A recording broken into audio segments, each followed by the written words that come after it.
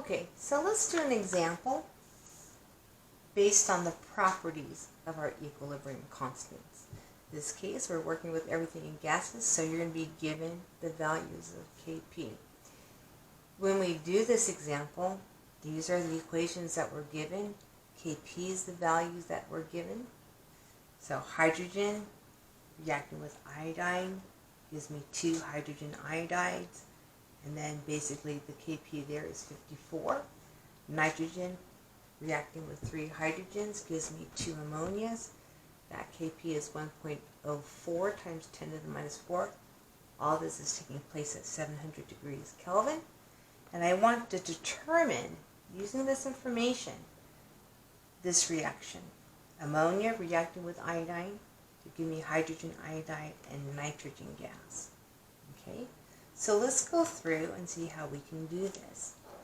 So first, this ammonia is a reactant. That ammonia is a product. So we're going to have to reverse this reaction. Okay? Iodine is here. Iodine is there. But I have 3 here. I only have 1 there. So I'm going to have to multiply this one by 3. Okay, so let's go ahead and do that.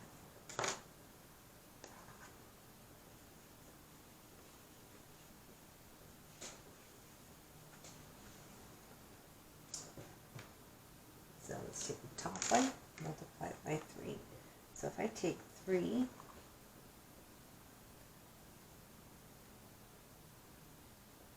hydrogens times 3 moles of iodine, it'll give me 6 moles of hydrogen iodide gas. And now the K for this reaction is going to be equal to the 54. And I multiply this by 3. So I raise the 54 to the third. Okay. The second one we were reversing. So 2 ammonias goes to nitrogen gas and 3 hydrogens. Okay? When we do that, when I reverse my reaction, the K here is going to be the inverse of the original. Okay? And that was 1 over 1.04 times 10 to the minus 4. Now, what happens if I add them together? If I add them together,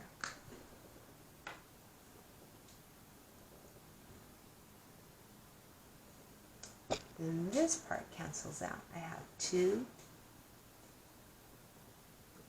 ammonias plus 3 iodines, and that gives me 6 hydrogen iodine plus nitrogen.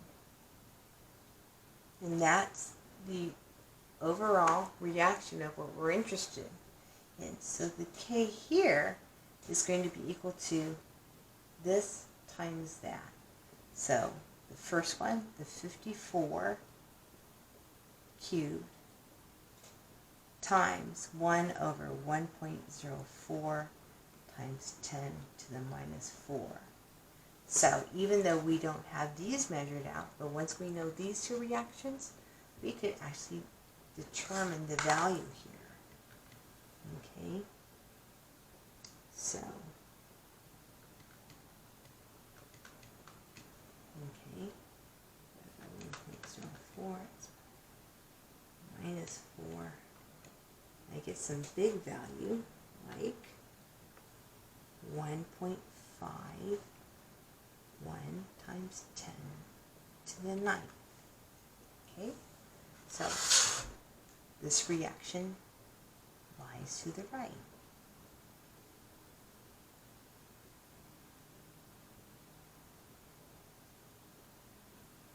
Okay? So that's how we can use the properties of our equilibrium constants. Okay. So let's move on and briefly talk about heterogeneous equilibria and reactions before we start getting into calculations. So what are some of the heterogeneous equilibria?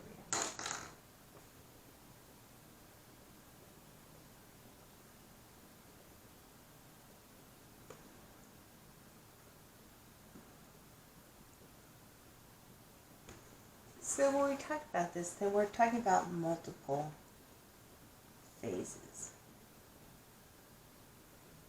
in the same reaction.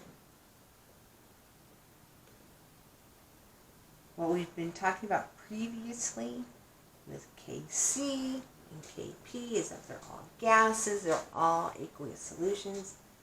Let's try something different, like let's take lead 2 chloride, try to dissolve that in water, and some of it, not very much, will become dissolved and give you, go into solution. This is heterogeneous. Now what's interesting is this. When we write our K, it's going to be products over reactants.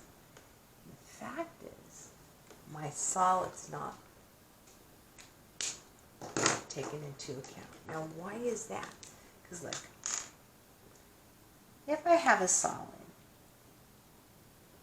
the concentration is like moles per liter of volume, but if some of it dissolves, then the volume decreases and my moles decrease. So the concentration of solid is considered a constant. So it just gets incorporated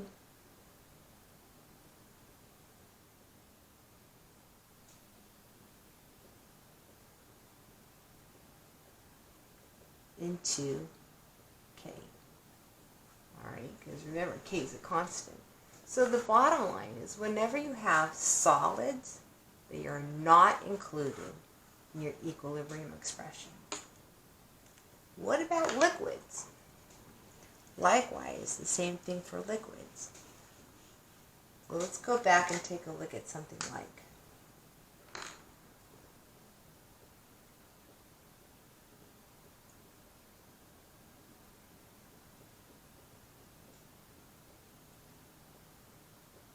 this is a solid, and I try to dissolve it in water, and I get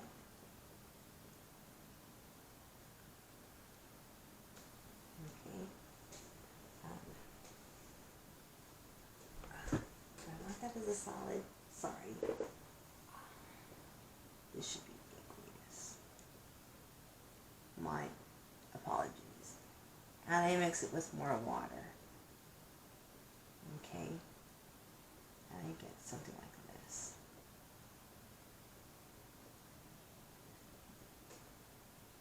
The concentration of my water, likewise, is the same thing as considered as a solid.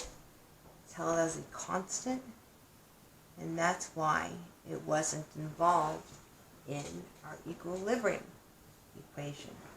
If I took CO2 gas and I reacted with water, and I get H2CO3 aqueous, the K here is going to be the concentration H2CO3 divided by the concentration of CO2, but since that's a liquid, it doesn't get incorporated here. Why is that? Well, think about it. When I have a liquid, the concentration of my liquid, we look at moles per liter. If I remove some of my water, then my volume decreases and my moles decrease. So my concentration is held constant, just like with a solid. So again, that gets incorporated into my K. So, in summary,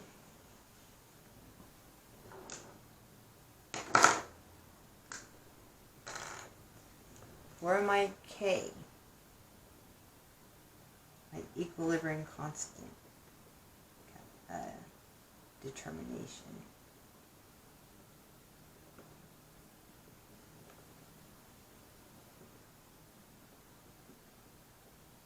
okay, our expressions and calculations.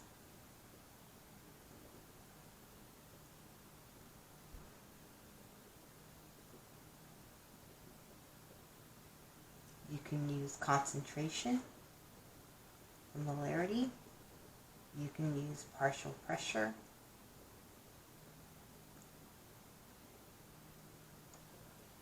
In atmosphere, you do not include liquids or solids. Okay, only aqueous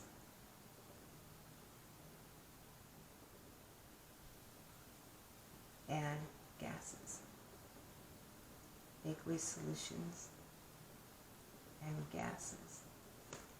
Okay, so when we have any type of equilibrium equation that has different phases, that's okay. We just have to bear in mind what the phases to determine if we include it in our expression and in our calculations.